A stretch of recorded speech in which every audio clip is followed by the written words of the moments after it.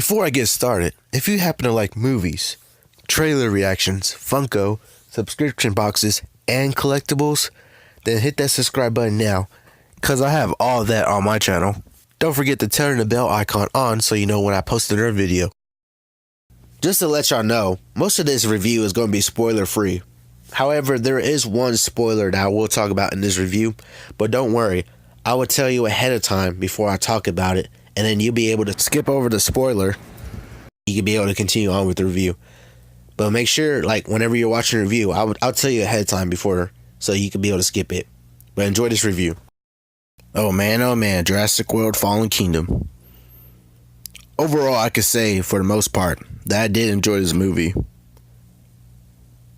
It was really similar to Lost World, as in, like, you had the rescue op.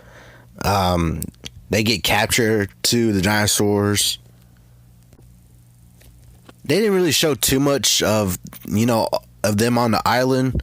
I would like them to show more stuff of them on the island and actually capturing some of the dinosaurs, but they didn't really show too much of that. I really like seeing all the different dinosaurs they were able to like fit in this movie. Like, there was a bunch of different species, and I really enjoyed seeing all the different kinds of dinosaurs there was. One thing I really did like was how they showed like clips, little videos of how Blue like grew up and the interactions that she had with Owen, like the way he like raised her, the way like she was trained and all that. And then you can see early on in the videos that she really took control, like as becoming the leader, like against the other raptors too. In the clips, they really showed like how intelligent she was, and overall like how like incredible she was. Seeing those videos of Blue like really hit home for me, because it really reminded me of when I used to have like puppies.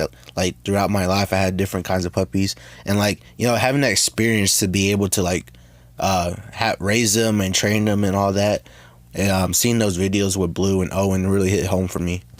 There's a lot of parts throughout the movie where they made you try to feel emotional. I mean, like a lot of times I did feel the emotion of the scenes, but some other times I didn't feel all of it.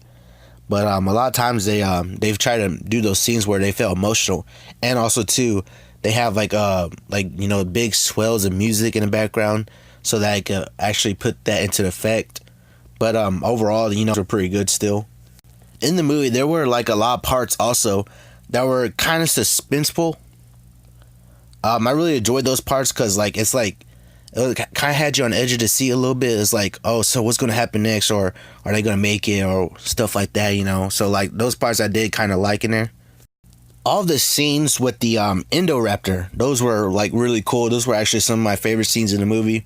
The way they made the Indoraptor look in here, made the Indoraptor look like really badass in this movie. It was really cool to see like how they were able to create something like so dangerous and stuff, and like weaponize it. And then just the scenes watching the Indoraptor throughout the movie, that was pretty cool. Those were some of my favorite scenes in there. I really liked the fight between Blue and the Indoraptor. Had some great, kind of little battle they had together and stuff like that. Was pretty cool. Okay, so for all you guys that haven't seen it yet and want to avoid spoilers, this one little bit is going to be like a little spoiler for a movie. This is the only part of the review that I'm really spoiling. But if you do not want to be spoiled by this next part that I'm about to discuss, then go ahead and skip to the time that's on the screen. Go ahead and skip to that time, and that should be the time that I'll be able to avoid the spoilers and continue on with the review. So skip to that time and avoid the spoiler. Are they gone? Okay. So one of the parts in there that was like completely out of left field, like it was like so unexpected, I did not expect something like this to happen, was the little girl Macy was actually like, it was crazy. Like, she was actually a clone, which was so crazy. Like, it explained how she was a clone. Like, the guy in there, Lockwood, actually, missed his daughter so much that he actually created a clone, of his daughter. And it was that's what Macy was a clone of his daughter.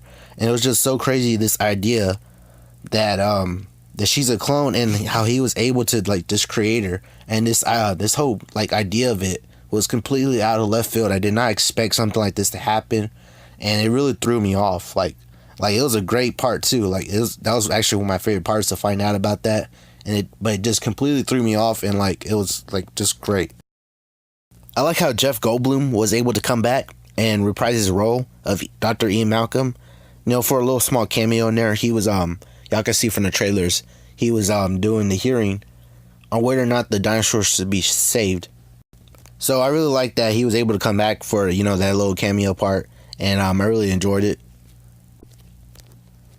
One of my biggest gripes with the movie really is the trailers kind of revealed a lot of plot points in the trailers, and really that's my biggest gripe, because to be honest, I think I would have enjoyed the movie a lot more, and the movie probably would have been a lot better if it didn't really give away plot points within the trailers.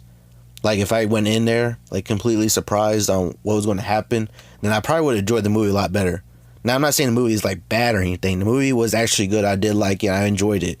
But like, I'm just saying, like, I maybe would have enjoyed it a little more if they didn't have to give out plot points within the trailers.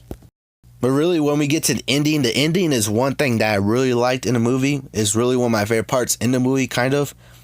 And the ending was really interesting because it like leaves it leaves kind of on the cliffhanger. It leaves, you know, the Jurassic World series kind of open-ended to what's going to happen next. And I actually like this ending a lot more than the first Jurassic World ending, because like, you know, this ending really leaves the door open for like what could happen next and what happens in the future. And like, I really like that. But overall, I did like this movie. I really enjoyed it. I mean, you know, it had its couple hits and misses there, but you know, overall it was still good, still enjoyable. You know, by the time I finished watching the movie, I actually thought this was a good enough sequel, a good enough follow-up to like the first Jurassic World movie. But that's my review for Jurassic World Fallen Kingdom. Let me know down in the comments, have y'all seen it yet? And what did y'all think of it? If you enjoyed this review, don't forget to hit the like button. Subscribe to the channel, turn bell on, so you know when I post another video. I have other videos on my channel, like more movie reviews, trailer reactions, collectibles, and Funko videos, so y'all can go check those out on my channel. I still want to have a giveaway, but the only way we can have a giveaway is if we get more people subscribed to the channel. The giveaway only happens when we have more people subscribe to the channel, so it's really up to y'all. If you like this video, or you like any of my other videos, subscribe to the channel. The more that people subscribe, the faster we can have this giveaway. But that's all I got for this video. I'll see y'all next time.